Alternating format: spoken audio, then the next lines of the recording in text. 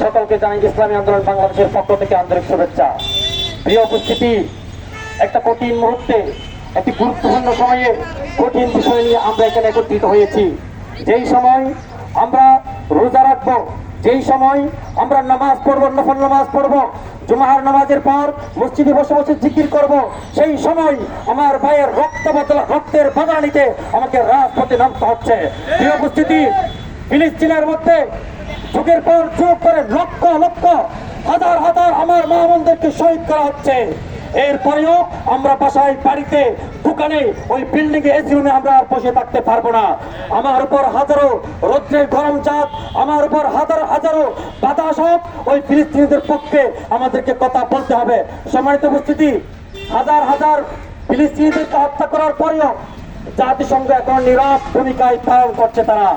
সম্মানিত উপস্থিতি, Donald Trump গত কয়েকদিন আগে যিনি নির্বাচিত হয়েছেন, তিনি একদিকে যুদ্ধবিরতির জন্য চেষ্টা চালিয়ে যাচ্ছেন বলে আমাদেরকে দূরে সরাচ্ছেন, আবার অপরদিকে তিনি বেনিয়ামিন নেতানিয়াহু ওই সন্ত্রাসী হাতের মাধ্যমে ফিলিস্তিনি মুসলিমদের উপর নির্যাতন করতেছে। ঠিক কিনা বন্ধুগণ?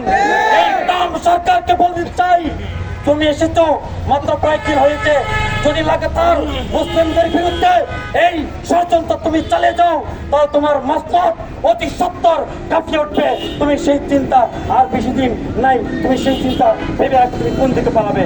সম্মানিত উপস্থিতি, রমজান মাস যেমন রোজার মাস, রমজান মাস যেমন সিয়াম সাধনার মাস, ঠিক তেমনি হচ্ছে রমজান মাস হচ্ছে চেতনার মাস। ঠিক কিনা বন্ধুগণ? এই মাসটা আমাদের জন্য চেতনার মাস। এই মাসের মধ্যে যুদ্ধ করে বদরের প্রান্তরে মাত্র 313 জন কাফির, ওই 3000 কাফির মুশরিককে পরাস্ত করে কিয়ামত পর্যন্ত আনেওয়ালা সকল মুসলমানদেরকে এই বার্তা দিয়েছে, ওয়ালা তাইনু ওয়ালা তাহতানু, তোমরা চিন্তা করিও না, তোমরা ভয় করিও না, তোমাদের সাথে আল্লাহ আছে। ইসরায়েল শক্তি যতই বড় শক্তি হোক, যদি বিশ্বের 250 কোটি মুসলিমরা একত্রিত হয়ে ওই কঠিন শক্তির বিরুদ্ধে যুদ্ধ করে, তাহলে ইসরায়েলি শক্তি এই পৃথিবী থেকে নিশ্চিন্ন হতে শুধুমাত্র সময়ের যাবে। ঠিক কিনা বন্ধুগণ? অনুষ্ঠিতি সর্বশেষ সকলকে দোয়ার আহ্বান জানিয়ে আমি আমার বক্তব্য শেষ করছি। আসসালামু আলাইকুম ওয়া রাহমাতুল্লাহ।